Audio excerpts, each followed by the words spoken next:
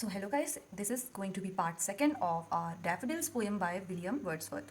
In the first part, we have already covered the about the poet, structure and form of the poem, and then the title about the title of the poem, and about the historical background. Four topics we have already covered. Now it is time to go through line by line. And as I said that there are four stanzas of 6 lines in this poem. So only 24 lines are there. So we have to only understand these 24 lines, and we'll cover the whole poem.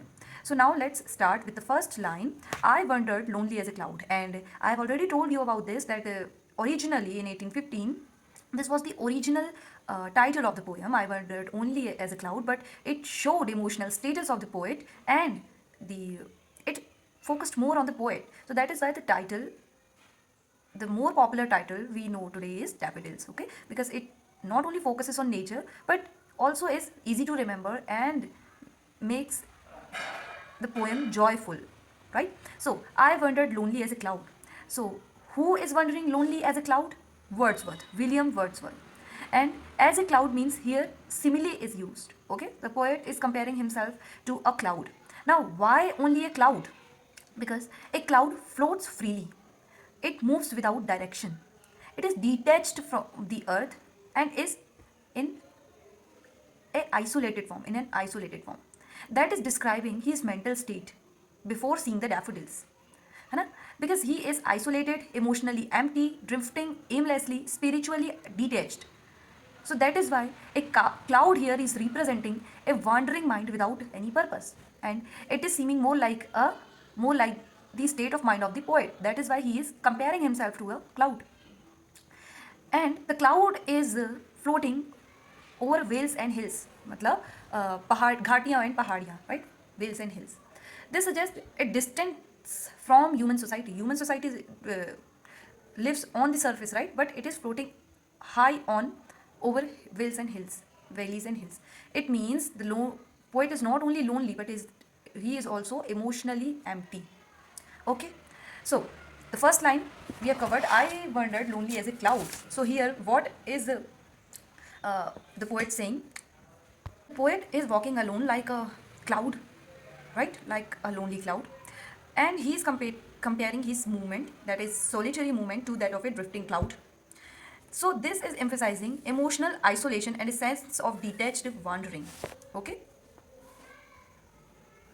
So as I said, it is all written here that he is comparing himself to a floating cloud. Why a floating cloud? Because he is aimless, he is detached from the world, he is floating freely but without any purpose, without any aim, without any target.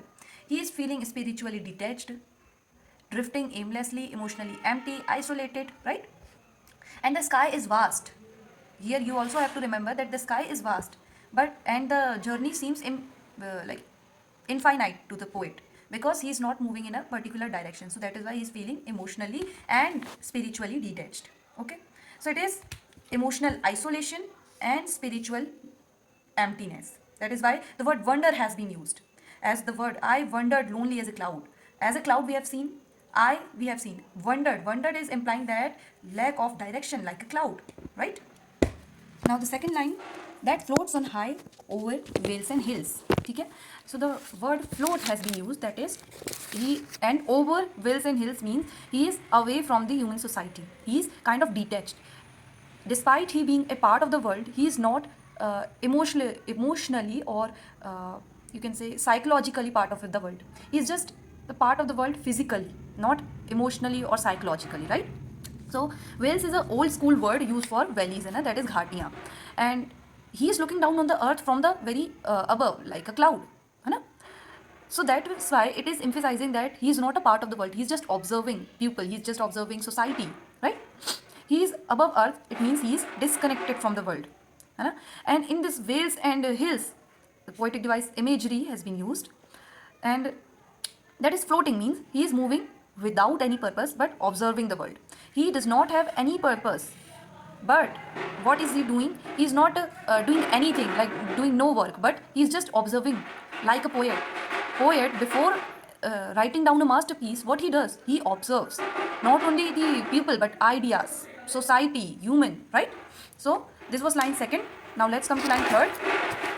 A host, when all at once I saw a crowd. So sorry for that background noise. So line 3 states that when all at once I saw a crowd. So it is a key phrase as the state of poet is now changing. First, initially he was alone. He was feeling lonely. He was not only alone, but he was also feeling lonely. But now, all of a sudden, he saw a crowd of. He is not stating crowd of daffodils. Like he is stating that he saw a crowd. Now, generally we use the word crowd for people, but here the word crowd has been used to describe the a bunch of daffodils, flower, that is nature. So here nature is replacing human society and poet is no longer lonely, as all of a sudden it is all at once. The key phrase all at once is this key phrase is emphasizing a suddenness and urgency, a sudden shock, shift or surprise to the poet, as he was alone but he saw a crowd from distance.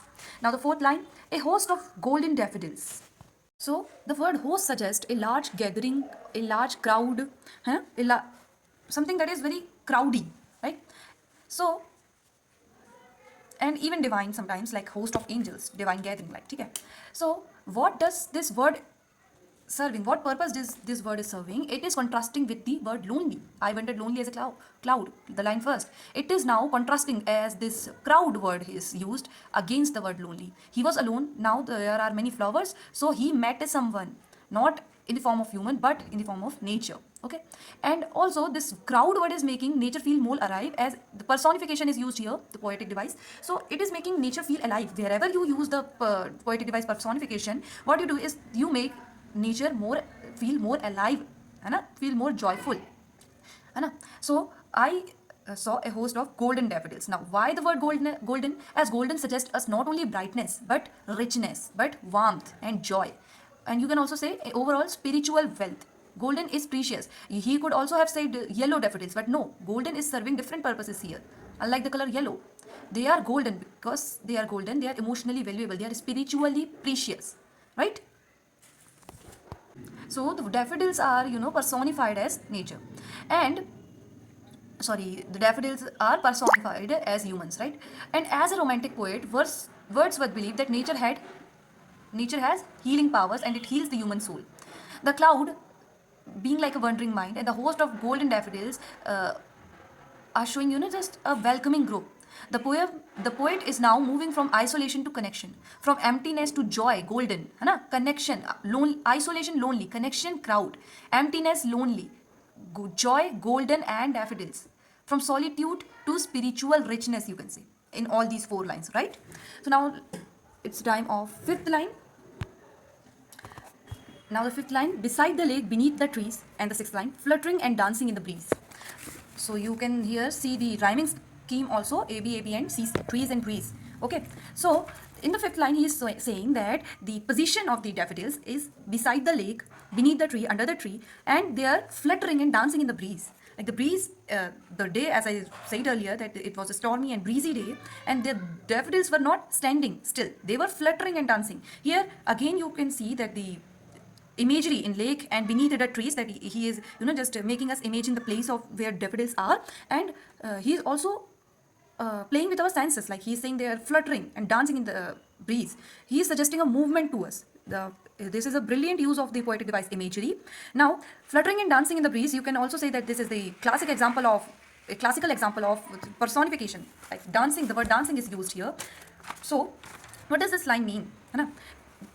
It is, the 5th line is providing the scenic richness of the setting of the poem, of this.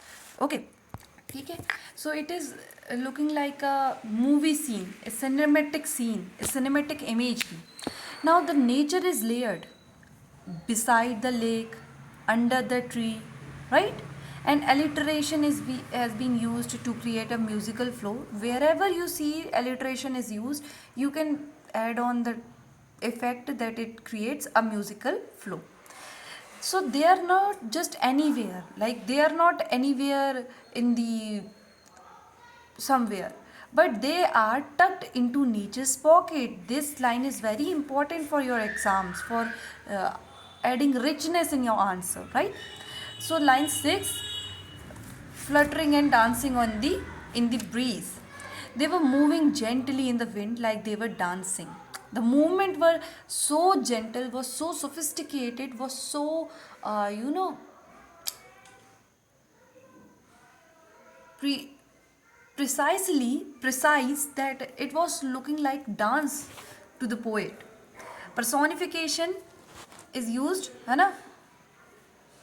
So the fluttering and dancing is saying to us that they were moving so gently that it was seeming like a dance, है ना? In the breeze. Now the breeze here is the role of the breeze here. The poet is what the poet is doing. The poet is turning the breeze into a choreographer of nature's dance, like, or you can say the music of the nature dance in which the dance moves or dance. In which the nature dances. It is like a music or a choreographer of the nature. What? Breeze. We are talking about breeze. They aren't just blowing, but they are performing. This is a very beautiful line. They are performing. So the poet is getting here visual delightment, right? He is, just enjoying the scenic view there. He is not just seeing that the daffodils are moving, but he there is witnessing the great performance of nature, and by nature, by breeze of daffodils, right? And we are on a stage, on a particular location, under the trees, beside a lake, right? So very beautiful it was. We have covered the first stanza. The second stanza comes with the seventh line. So what the line is? What is the line? Continuous as the stars that shine and twinkle on the Milky Way. Okay, these are the seventh and the eighth line. So now you can notice here, this is the second layer of comparison. Firstly, the nature was compared to human elements, firstly to the poet, then secondly to the humans as humans, है ना? But now there is second layer of comparison. Now the daffodils are being compared to stars. And why to stars? As stars to show infinity. As stars are countless, है ना? They are endless. They are stretching beyond sight. You cannot just say that stars are only till there I can see. No, they are stretched beyond our limit, right? So in the next line, in the line 9th, they stretched in never-ending line. So that is why daffodils are being compared to stars, as they are endless, they are countless, they stretch beyond our eyesight. So that is why daffodils are being compared to stars. So here also simile has been used as comparing to daffodils to stars using the word as. It is expanding the scene, expanding the scene from the earth to cosmos, and it suggests infinity. As the word Milky Way. Milky Way is what? It is a galaxy. So that is why it is suggesting infinite to us. And why two stars? Write 3 points, because they stretch because they stretch beyond eyesight. They are countless and endless and infinite, right? Here what is this second layer of comparison is doing? It is magnifying the scene from the earth to the level of cosmos. Cosmic scale has been used here, okay? So the second purpose of comparing daffodils to star, the first purpose was to show infinity. The second purpose is to elevate nature to the divine level. As stars and galaxies are sublime, sublime. It is a romantic concept that this thing is beautiful and frightening at the same time, like the universe. It is beautiful, but it is also terrifying because we do not know it completely, so that is why it is mysterious. It has eternity in it. It is constant, right? So that is why to show infinity and to elevate nature to the divine level, the comparison is used. The comparison to stars has been made by Wordsworth. Now, why specifically Milky Way? Now, in the line 8, you say, in the line 7, continuous as the stars that shine, in the line 8, and twinkle on the Milky Way. Why specifically Milky Way? Because it is a galaxy that seems to be glowing continuous band stretching across sky. And daffodils also appear unbroken and form a glowing line along the lake, like the Milky Way. So that is why specifically Milky Way has been, the Milky Way galaxy has been used here. And now the 9th line, they stretched in never-ending line. So never-ending line, it is exaggerating the idea, because here hyperbole is used, the poetic device hyperbole is used. Like, he should have seen the end of that line, but he's not admitting and saying that it is looking like a never-ending line, like these stars in the sky, like the stars in the Milky Way, right? And the poet knows that the line would end eventually of daffodils here, but it feels infinite, suggests its vastness and emotional overwhelm to the line 10th, along the margin of a bay. So here specific landscape detail has been given that these daffodils are located along the margin of the bay, है ना? Now what is he doing? He is taking us back from the cosmic level to the nature, है ना? At initially what he did, he took us from nature to cosmic scale, and then at line 10 by giving this specific line that along the margin of bay, and bay since it is a part of earth, he is taking us back from the cosmos level to the earth level, right? And back to the reality, you can say. So in these all lines you can see that in the beginning he was, in the first 10 lines I am saying that he is comparing himself as a cloud, and that too a lonely cloud. In the middle he saw companionship as host of and crowd of daffodils. Now what he is doing, he was comparing daffodils to stars, that is suggesting infinity, right? So the poem is magnifying its scale, है ना, from lonely to finding companionship and now to infinity. And now we are again back at the reality, है ना.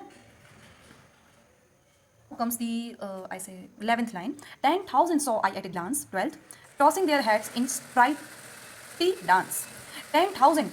Now here hyperbole again it is used because it is exaggeration, right? We cannot see 10,000 daffodils at a glance, है ना. He didn't count them. Yes, it is also right that how could he have count them, as he is saying the numbers 10,000. So it is capturing the overwhelming energy of the poet, right? So I got it at a glance, and then the 12th line, tossing their heads in sprightly dance. The personification is being continued, है ना. Sprightly means lively, है ना. So they are joyfully, the flowers are joyfully dancing, है ना. They are joyful beings, means they are being personified. Now the third stanza comes, and we'll continue the third stanza in the next part, where we will, if we get enough time, we'll also deal with other things like poetic devices, critical analysis, and summary of the poem. So take care, bye bye, thank you.